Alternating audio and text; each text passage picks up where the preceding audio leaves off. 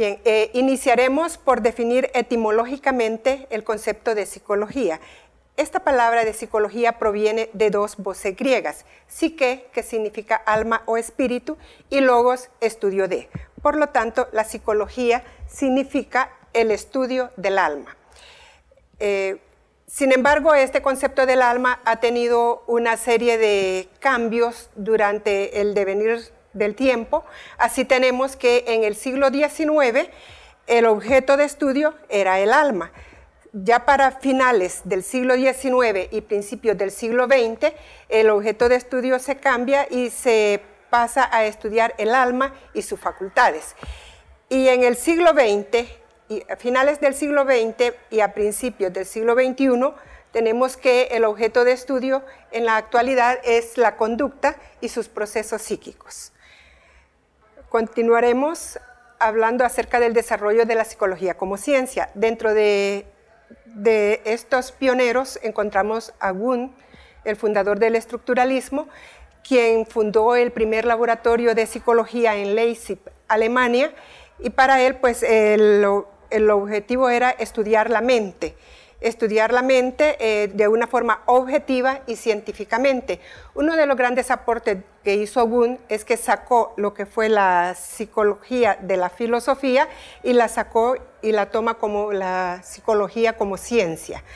Otro de los grandes aportes encontramos de William James con el funcionalismo. Él consideraba que la conciencia es un flujo continuo y que por lo tanto debería de estudiarse la mente y la conducta. Además, él decía que si una persona por la mañana se levanta, se viste, camina, sale a la calle, esto lo hace a través de lo que son los hábitos. Y el sistema nervioso se va modificando con estos hábitos de tal manera que una repetición se vuelve cada vez más fácil. Otro de los pioneros de la psicología, tenemos los aportes que nos da Sigmund Freud, médico vienés, que hizo sus estudios sobre lo que es el sistema nervioso. Él observó a sus pacientes y observó que los problemas no eran tanto fisiológicos como psicológicos. Él tomó a sus pacientes, los observó y hizo estudios sobre la hipnosis con ellos, pero esto sintió que era insatisfactorio, por lo que trabajó con lo que es el psicoanálisis, en donde utilizó técnicas como lo que es la asociación libre y el análisis de los sueños. Él considera que en el inconsciente las personas tenemos ahí deseos prohibidos, instintos, ciertos traumas de la infancia, esos recuerdos de las traumas de la infancia que nos incomoda a la persona, y él trata de volver estas cosas del inconsciente hacia la parte consciente. Otro de los pioneros encontramos a Watson con el conductismo, que él consideraba que todo lo que no puede ser observable, como es la conciencia, el alma, no se puede medir. Por lo tanto, para él la psicología debe de estudiarse lo que es la conducta, porque la conducta es observable y es medible. Él decía que si le dan una docena de niños y él los lleva a su propio mundo, pues, que estos niños sean sanos, él puede tomar a cualquiera de esos niños al azar, tomar uno de ellos y convertirlo en un médico, en un abogado, en un científico, o convertirlo en un ladrón o en un limosnero. Otro de los aportes que nos da es Abraham Maslow con su psicología humanista, que él le denominó la tercera fuerza, porque va más allá de lo que es el psicoanálisis y lo que es el conductismo. Para él, pues, le hace énfasis en lo que es el potencial humano y considera como muy importante lo que es el amor, la autorrealización y la autoestima, que son aspectos básicos que él los considera dentro de una jerarquía de necesidades, que esto pues más adelante se va a estudiar cuando veamos lo que es la motivación. Finalmente, encontramos a Lev Vygotsky con la psicología cognitiva. donde nos dice que es la ciencia que estudia los procesos mentales, pero en un sentido más amplio. Estudiar el pensamiento, el sentimiento, todo lo que son los procesos mentales, y tenemos a otros psicólogos que también están dentro de esta corriente cognoscitiva, como es Jean Piaget, David Ausubel, que también nos dan sus aportes sobre esta ciencia. Para una mejor comprensión del ser humano, la psicología hace uso de ciencias auxiliares.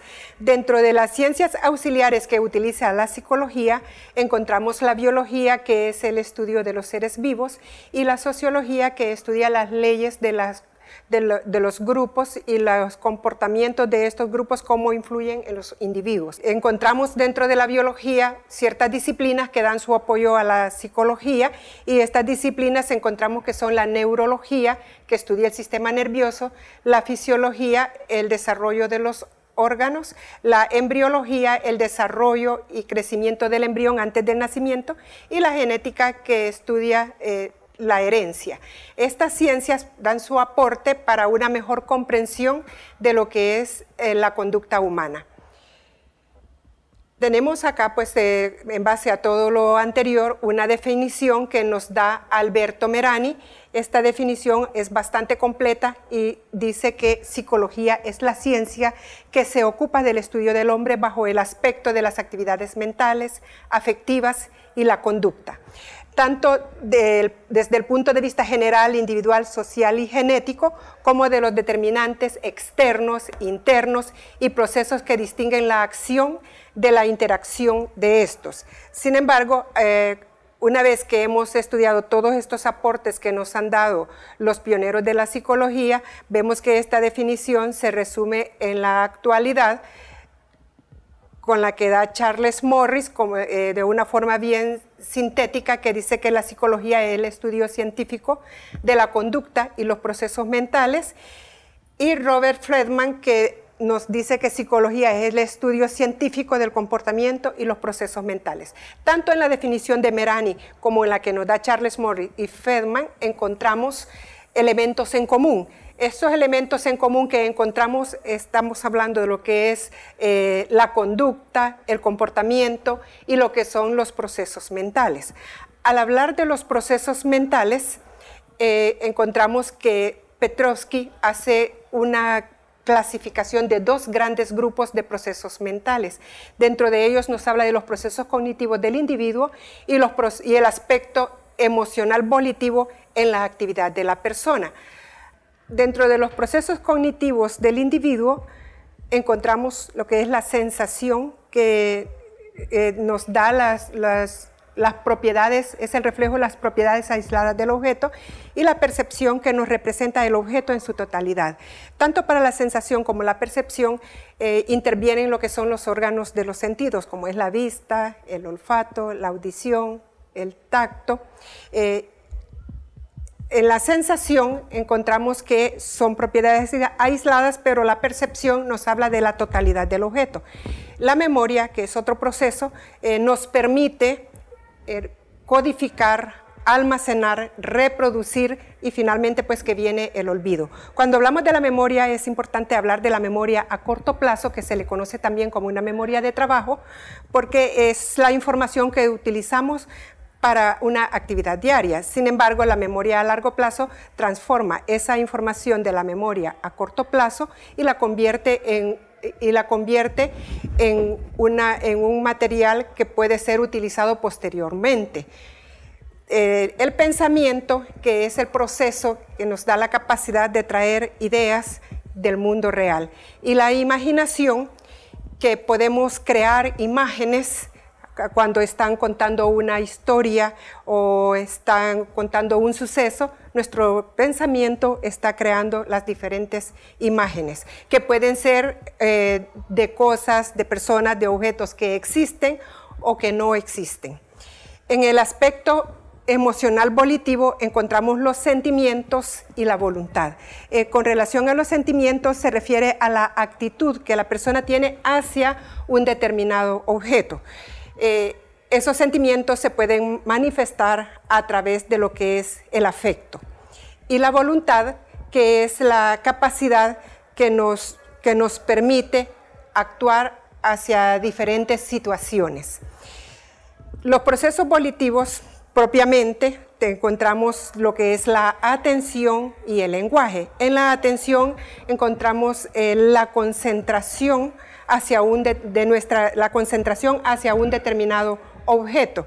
Y el lenguaje decimos que son diferentes signos que forman las palabras y que se utilizan en la comunicación. La psicología, al igual que otras ciencias, hace uso del método científico, ya que este le ayuda a predecir, entender y obtener información sobre el objeto que se estudia. Dentro de los métodos científicos que hace uso la psicología tenemos lo que es el método descriptivo, que nos describe propiedades o cualidades del objeto. Otro método es el método experimental. Este método estudia la relación entre variables, es decir, la variable independiente con la variable dependiente, en donde el experimentador puede manipular de forma deliberada la variable independiente para el resultado que desea obtener. Y está el método clínico, entre otros, que hace uso del método descriptivo con el fin de poder trabajar en el área clínica con los pacientes. Y para finalizar el contenido del que hemos hablado el día de hoy, les propongo una autoevaluación que está conformada por 3 interrogantes. Estas interrogantes nos hablan de la definición de psicología, en donde van a identificar los elementos por los que está conformada. Otra pregunta es la importancia que tiene el uso de los diferentes procesos psíquicos en el ser humano, y finalmente van a elaborar un cuadro que contenga la diferencia de los procesos cognitivos del individuo, el aspecto emocional volitivo y los procesos volitivos propiamente. Bien, nos quedamos hasta acá y nos vemos hasta la próxima.